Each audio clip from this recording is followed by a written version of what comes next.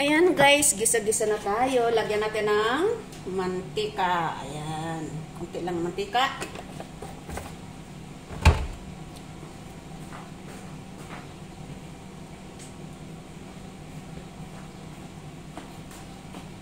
At siyempre, lagyan natin ng ayan, gisa na natin. Lagay natin ang bawang.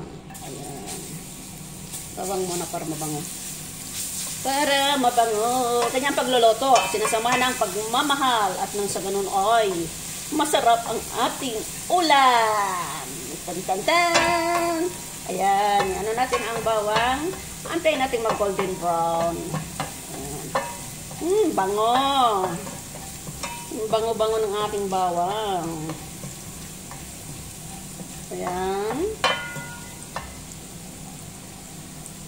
At lagay natin ang ating sibuyas.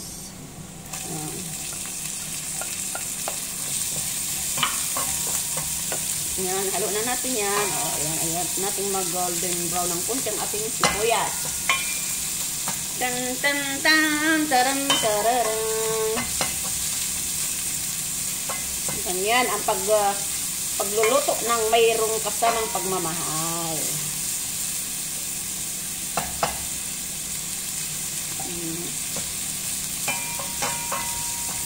Ang bango.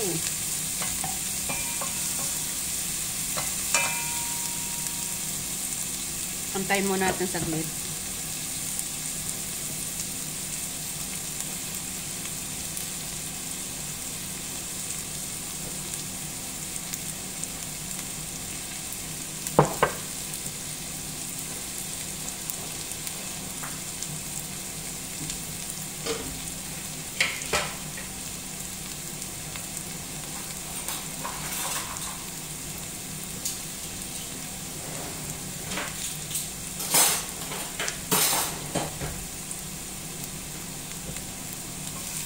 Ayan guys, ayan, bango. Ayan, golden na brown ng ating sibuyas at bawang. At ngayon ay lagay natin ang ating kamatis. Ayan.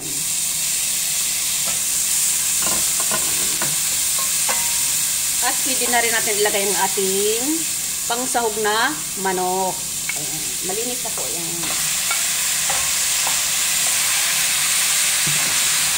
Ayan. Ayan lang natin haluin. Ayan. Hayaan muna natin maghakot. Saka natin lagyan ng ating panimpla.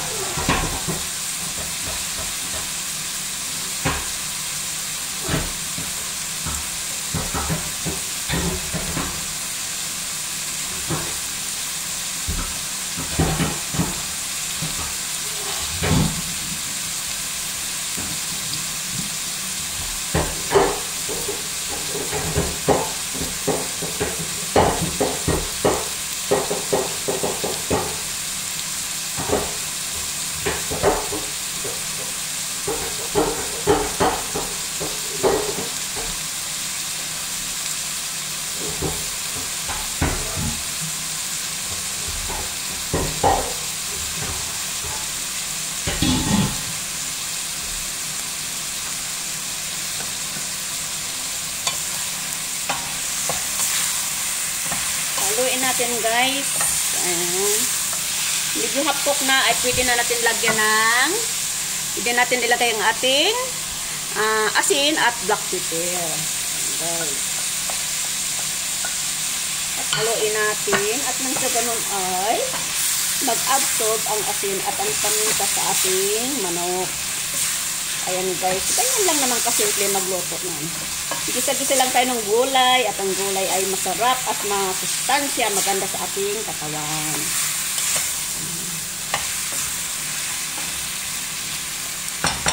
Ayan guys.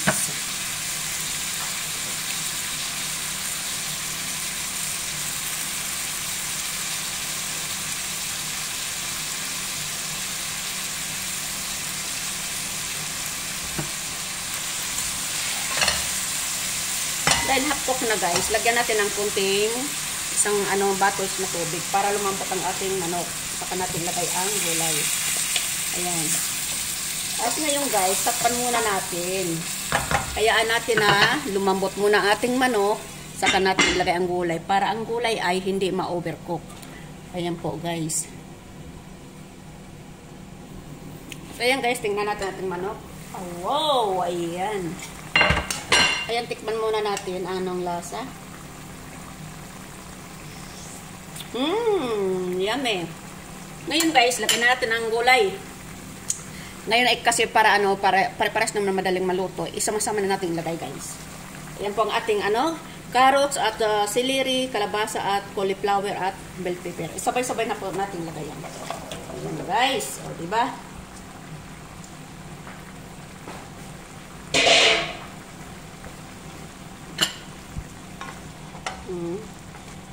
Huwag muna natin haluin, mamaya natin para ang manok ay nasa ilalim.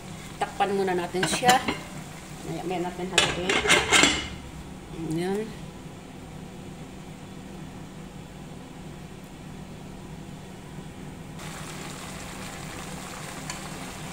Ayan. Haluin na natin ating gulay. Malapit ng maluto. Ayan. Daan-daan lang. Anuin lang natin, huwag natin i-overcook kasi mas masarap yung half-cook lang siya, crunchy. Ayan, unang halo, unang halo pa natin. Ayan, o diba, madali lang maluto ito. O, ayan. Tapos ayan pa natin mga 3 minutes. At ngayon tikman natin. Tikman ulit natin kung kasi nilagay natin yung gulay, nilagay na yung gulay, hindi natin alam kung kumabangbaw Tingnan natin. Masarap guys. Yung cauliflower luto na siya. Yung carrots tik na natin. Medyo matigas pa yung carrots. Ano natin takpan pa natin mga 3 minutes. Vlog na kaya natin. Yan guys, hayaan na natin tingnan natin apoy guys. Para hindi maubos yung sabaw. Kasi masarap pag may sabaw. Maganda sana po yung may yung oyster para malinaw na ito. Wala tayo. Ito, lagyan natin ito. Ito, lagyan natin para malinamnam. Kasi medyo matabang ba. Lagyan natin. Ayan. Parang yum.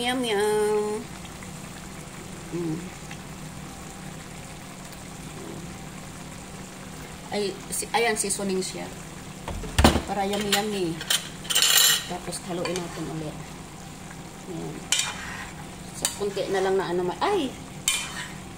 Natin yung celery. Matikas pa yung celery.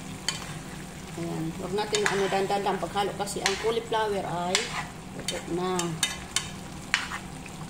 Guys, ang ating ulam na masarap at ayan ay masustansya. Healthy food.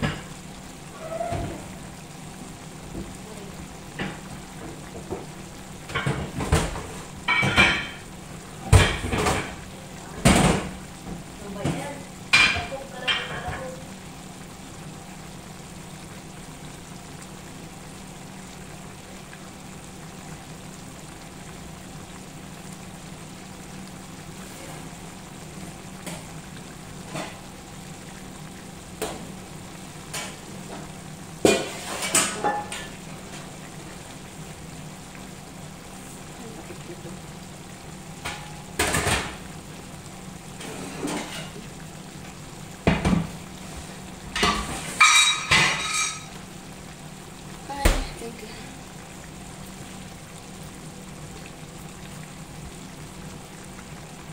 Ayan po guys, luto ng ating ulam. Yum, yum, yum. Yan na po guys ang ating ulam. Luto na. Ngayon ay patayin na natin po guys. Oh. Patayin na natin. At siyempre guys,